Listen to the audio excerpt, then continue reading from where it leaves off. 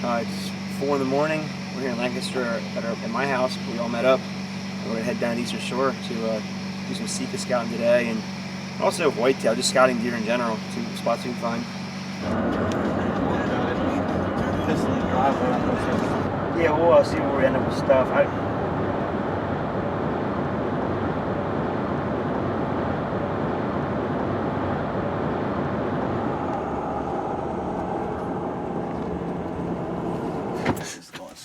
Yes, it is. Time to get. Oh, look at that. There's like a swamp right here already. You alright? You need to pull out a little further? I just don't think it's chewed up already. So I am tying my shoes as tight as possible because we're going to end up in some stuff where they're going to want to come off, and I really don't feel like walking out of here in my bare feet. You're going to give me cancer. Damn, that stuff stinks. The bugs stink too. You're choking. Spray in your beard. Whew. All right. I'm not going to lie. That stuff is keeping the bugs off for sure. Because the mosquitoes were eating me alive when I first got out. I sprayed this stuff down yesterday with Sawyer's, and it's doing pretty good. Yeah. We are here at on the Eastern Shore right now. I'm going to use some kayaks. We have my motorboat or whatever, but we're going to use kayaks for this access right now.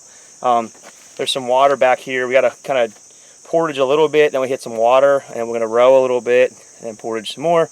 But I don't know, Lane, you want to just show that we're kind of looking at right here? If you look at these trees here, this is all frag grass. This grass growing here is frag, and these Sika love this frag. They bed in it, they live in it. Remember, these deer are smaller than whitetail, so these little deer hang out in this giant grass. And just to put it to scale here, I mean, this grass is taller than me, you know, probably 8 foot or so, and it's thick. I mean, it's really thick. And then if you look, what's under this grass is water, not very pleasant smelling water in a lot of cases. So, and then we'll show you in some spots that you'll see these puddles. It'll look like a puddle, and it'll look like maybe only a couple inches deep.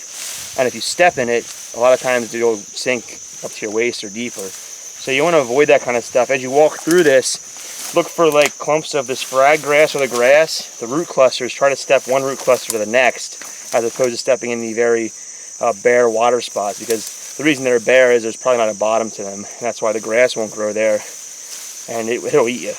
Anyway though, so what we're looking for is areas where you could get above this frag. So ideally we're going to try to find some trees. Some of these trees aren't even alive, but some trees near these transitions, these breaks, and there you can get shots, and we're going to try to target those spots today.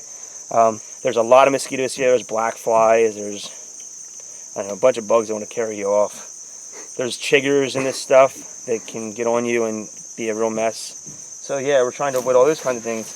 It isn't a pleasant place. It really, like, it's kind of nasty, but that's why it's fun. It's an adventure, and to get after these deer.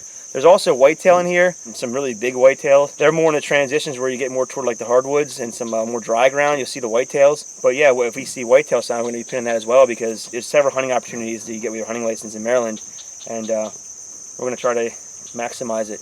Come down here and get on some of these deer. Let's go take a look.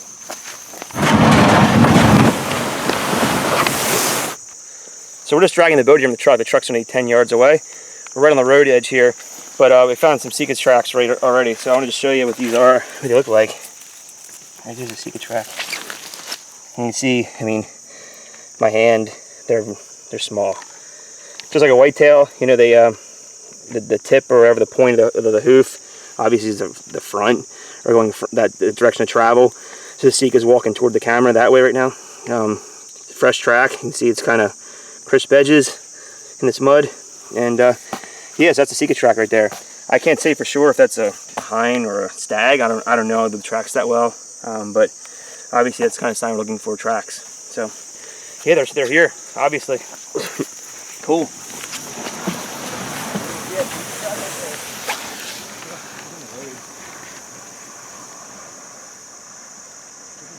Okay, so we're looking here.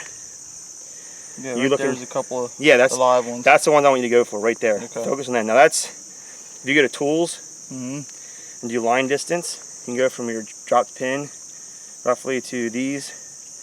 Looks like it's 195 yards. Yeah, 200 so not yards. too far. Now 195 yards in this frag is pretty nasty, but I believe that's most of that grass there isn't frag. I think it's like needle grass, some other stuff. Yeah, well it's better than 1,000 yards you took me through last year. Keep reminding me. But yeah, that's, you head for that. Lane and I are gonna go try the other section there, and we'll dump you off in your kayak.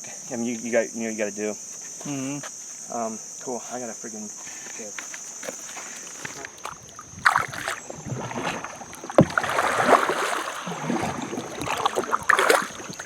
We'll take that.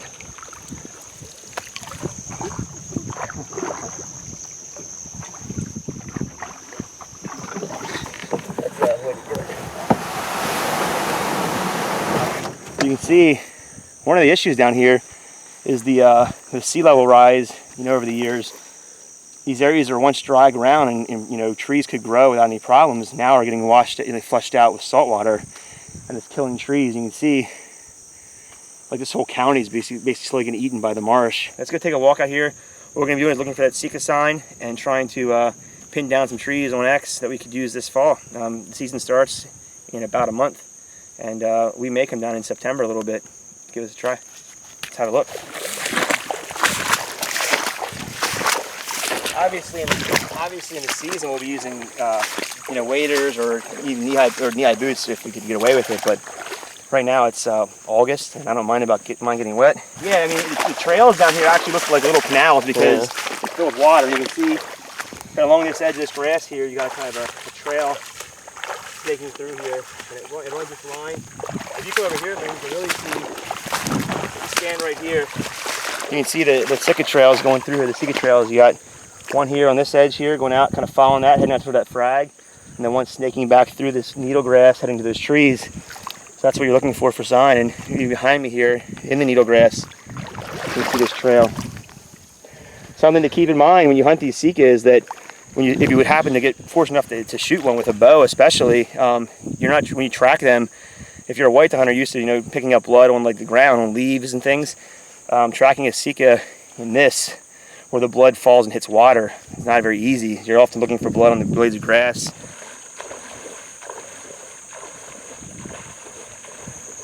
Okay, so we're walking this Sika trail right here through the it's kind of a mix of frag and needle grass. And I just wanted to kind of show you what I was talking about. I'm standing on a clump of the needle grass here, the root cluster. If I stand on this trail, see, it's kind of sinky, but this is what you got to watch out for. You can't see the bottom here. If you're walking here, boom, just like that. And I'm up to my knees in a really nasty hole that there's where I was before, here's where I am now. And if I keep going, I keep going down. So this is what you gotta watch out for when you're walking out here. If you had knee-high boots, this would mean, and it was like a cold day, this would wreck your day right here. But to avoid this, like I said, if you stay on when you're walking these trails, actually Dan Infall talks about this when he's in the marshes out there, I think it's in Wisconsin where he lives, but if you walk kind of your feet out, walk the edge of the trails like this, you can avoid that kind of thing. You know what I mean? Kind of do this kind of number. So if you get to walking single file or kind of tight, you find the holes and they find you. Oh, that's great.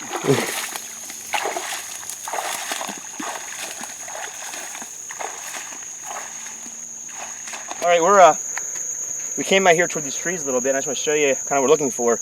So, you got a trail right here kind of coming in, kind of follows or parallels the edge of these woods. You got another trail coming in over here out of the woods. So they intersect right here. From behind us, there's trails coming out of here from the east into this. And then there's even a couple trails picking around through this frag going into the woods here. These trees, these standing trees, I just fell in a hole. These standing trees right here, that dead one right there is only 15 yards away. I don't know if you'd be able to stand in that, but we'll walk along this edge here and try to find where you might be able to get. There is one live tree in there, but that's probably 65, 70 yards in there. But we'll see if we can get one of these trees to work out for us, that we can maybe cover these trails, because they're pretty impressive. I mean, they're beat down pretty good here. What I said before about looking for areas you can get shot opportunities in this really tall grass. Remember, these deer, they're probably about that tall. They're not very tall. So this grass, it's over 6-7 foot tall. You're never going to see the Sika deer in there. But when you get in the edge of some of these areas where the grass drops down to maybe 18 inches high, you'll be able to get arrows to those deer, or bullets, depending on what you're using. So we're going to try to find a tree along here.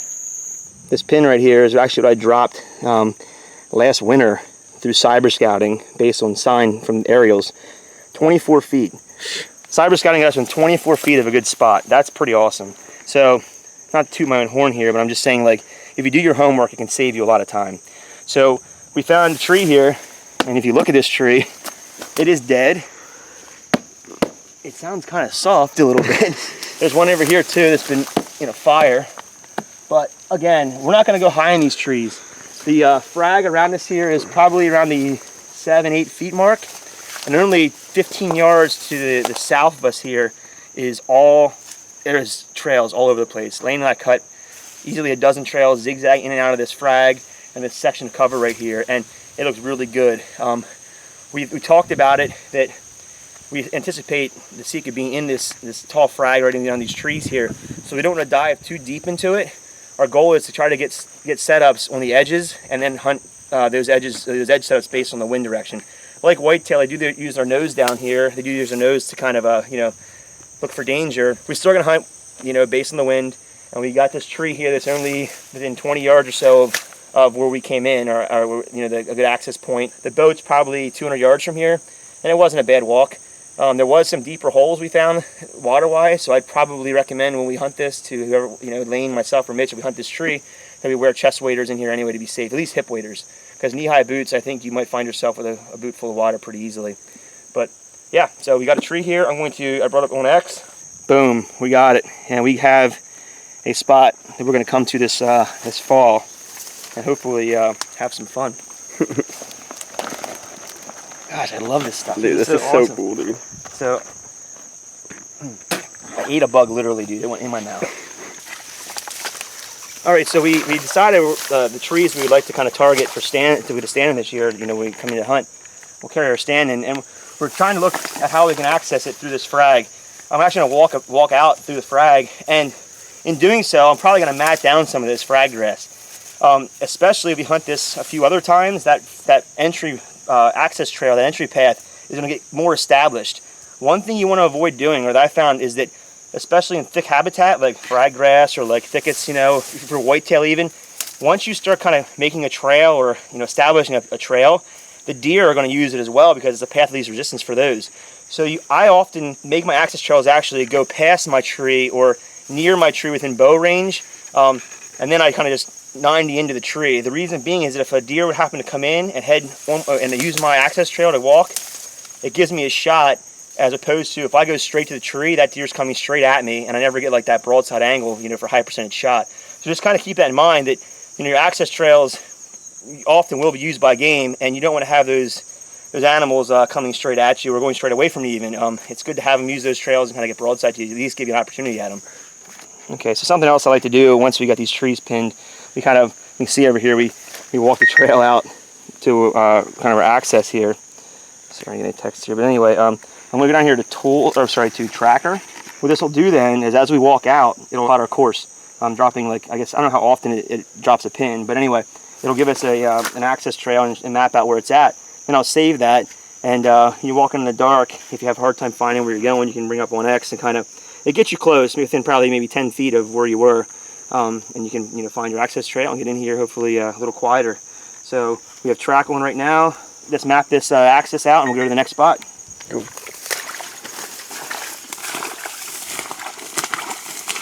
So if anybody asks what's Sika hunting about, this defines Sika to me, is fried grass, water, smelly mud, and just, really walking through this crap.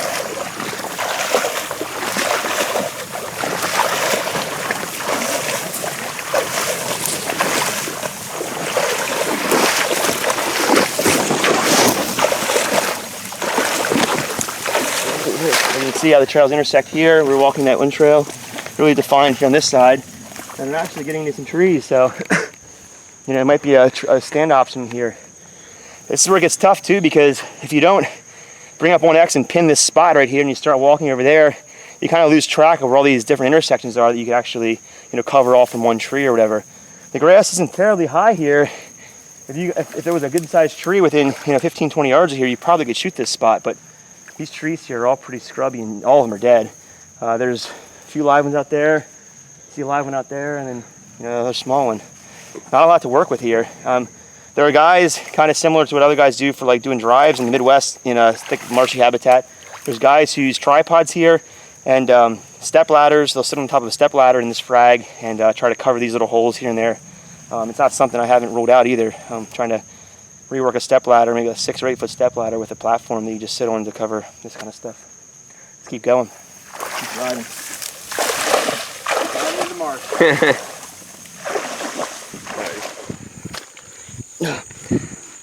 All right, so we talked about the Sika sign we're looking for. Mitch found a shed already today. That's awesome. We found some really heavy trails. Tracks in this, like pretty much water, don't last, don't hold up. And if they poop, it just kind of goes into everything else. So it's hard to really find a whole lot of sign back where we are here now. But what we are finding is some really heavy trails. And again, that habitat change, that those different grass types. Check this out here. Look at this trail here. You can see it basically just running the edge of this frag. And it goes out into the marsh out there even further. And the other side of this trail, if you come this way on it, come down through here, right here, look at this how they fork. One goes that way, one goes that way. Check that out. So that's what we're looking for sign. That's what we can see in this marsh right now. But if you look behind us here, got a couple trees, and again, we're looking at some dead. I assume they're pines, but I'm not really sure. They're not. They're pretty much just sticks right now. But there's a couple there that are big enough for a stand. These 2 or 3 here, within probably 30 yards, 35 yards. But eating bugs. This trail, this heavy trail we're on, you can see as it goes out through this the marsh here along this transition of this frag, it's gonna get pretty darn close to those trees out there, and that might be our ticket right there, is to get right in one of these guys here and have this 20-yard shot to this trail. It's really nice out here, and if you were out here with like a gun, you would be able to cover a lot of area. And we came through some really nasty stuff. We're a mile or so from the boat, a few miles from the truck. Anyway, yeah, this is a promising sign. We're really liking this, and we're going to drop some pins along this trail. Those trails we looked at earlier that were right out here in this lower grass, we're right inside the frag here. And this tree here, this dead guy, it's a good size. It feels pretty firm. Our only concern is it's right on the edge of the transition. And we really are afraid that if we're in that tree, that things are going to really be picking us off pretty good. I mean, if you notice, even look at the trees that comes down into the frag, there's very little cover even around the low height. But we did look behind us here. This is kind of silly, but we got this tree right here. It's about 12 inches in diameter, and the outside maybe ½ inch or so, maybe even an inch, is kind of rotten. But the inside's decent, feels pretty firm. We're thinking about putting a stand. Like when we come out here, stand or saddle, whatever, but really about this high. The platform will be maybe right about here, just at maybe the lowest frag, putting the seat about here and our head up in there. This stand platform is only going to be 5 feet off the ground. I never hung a tree stand that low before, but the idea is that there's no cover. You can look out through here, there's no cover up high. But this frag provides some good cover. And if this doesn't work out and it feels a little unstable, we can move out here to this stuff. There's another tree right here. It's a little smaller, it's about 10 inches diameter, and that's in the frag some too, but it's also on that same edge we were worried about being on for the deer seeing us. But there's some options here. So we dropped this pin, and we don't know for sure which tree we'll end up in, but it's within this maybe 15, 20 foot circle here. It's a spot we'll be visiting for sure. There isn't a lot to work with in this dead, flooded timber. This frag here, north's kind of that way. So these trails kind of run northwest to southeast for the most part. There's a whole lot of marsh out here to the south west of us.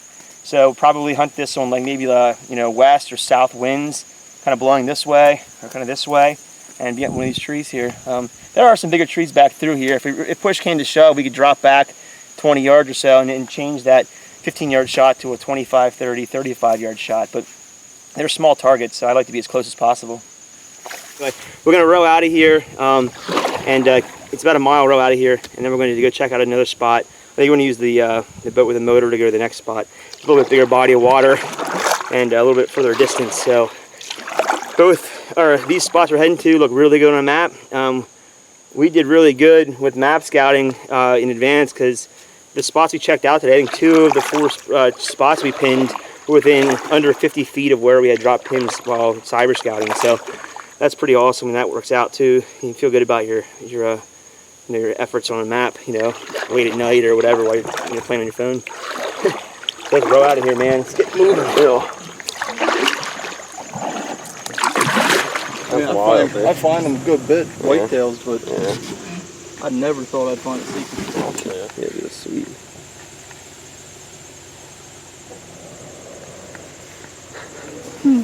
I never thought I'd find a Sika shed, man. It's wild. Nice one too. Yeah. Oh yeah. Yeah, it looks good. That's definitely Nice. what we're looking for. I like to see this much longer on another point up here. Anybody would, but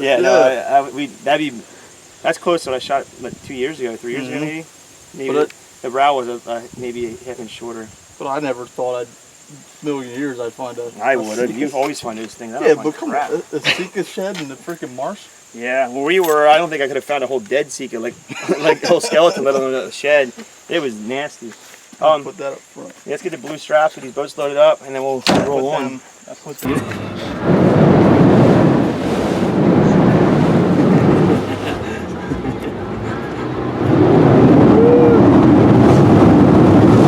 We need a bigger wiper. Oh dear Lord, there's the road.